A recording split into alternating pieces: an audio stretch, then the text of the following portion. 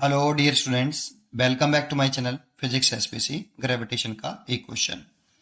To satellite of mass m and 2m are revolving in two circular orbits of radii. Circular orbit की radii है ये r and 2r around an imaginary planets on the surface with gravitational force. ये line important है। Gravitational force is inversely proportional to the distance from it the centres. ये सबसे important line थी। देखो समझते हैं सोल्यूशन। सबसे पहले इसमें एक प्लेनेट है आपका इमेजनरी। ये कोई इमेजनरी प्लेनेट ले लिया, ये कोई प्लेनेट है। मान लो इस प्लेनेट का मास कैपिटल एम है और इसकी रेडियस जो है प्लेनेट की वो कैपिटल आर है। और एक सैटेलाइट है, ये रहा। एक ही सैटेलाइट पे कर रहे हैं, पहले एम है और इसकी जो रेडियस ऑफ ऑर्बिट है centre to centre small R, ये सेंटर से सेंटर तक की डिस्टेंस है। और अर्थ की सरफेस से देखें तो ये एच हाइट पर है,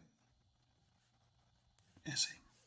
तो ये ऐसे सर्कुलर ऑर्बिट में रिवॉल्व कर रहा है इस प्लैनेट के around. This is the orbital speed v not. और यहाँ स्मॉल आर लिखें तो कैपिटल आर प्लस एच लिख सकते हैं। देखिए सेंटर टू सेंटर सेपरेशन है।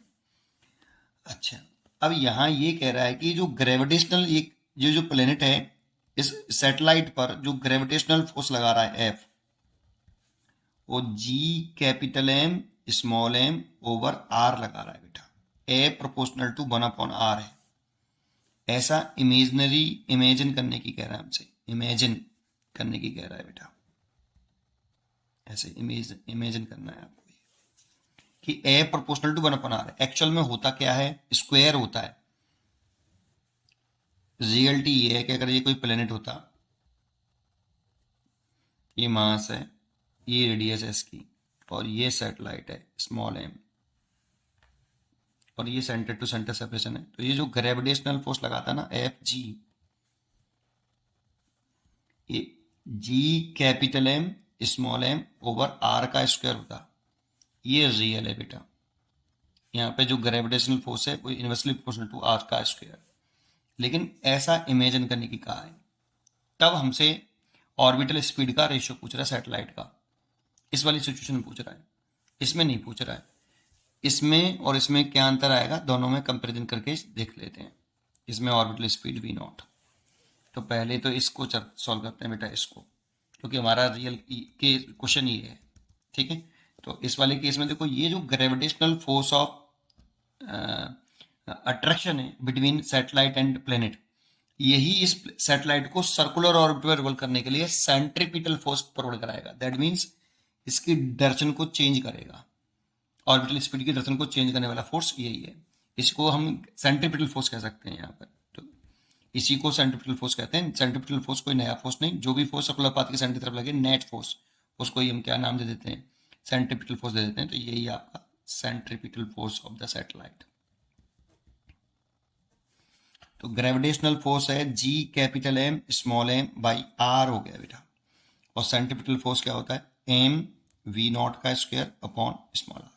अब स्मॉल आर से स्मॉल आर कट गया, एम से एम कट गया। तो जो orbital speed of the satellite आई ना, वो रूट जी कैपिटल एम आई, जो कि रेडियस ऑफ ऑर्बिट से कैसी है, V naught is independent of mass of satellite. Mass of satellite से भी इंडिपेंडेंट है एंड रेडियस ऑफ ऑर्बिट से भी इंडिपेंडेंट है बेटा। रेडियस ऑफ ऑर्बिट इन दोनों से इंडिपेंडेंट है, केवल प्लेनेट के मास पर डिपेंड कर रही है अगर हम ऐसा रिलेशन लें। लेकिन अगर हम ऐसा रिलेशन लेते तो gravitational force of attraction G capital M small M by R square is equal to centripetal force small M V not का square upon small R. M से एम कट गया, एक आर से एक आर कट गया। तो जो orbital speed आती है यहाँ पे, वो रूट के अंदर G capital M upon small R. ये velocity inversely proportional to radius of orbit होती है रूट के अंदर।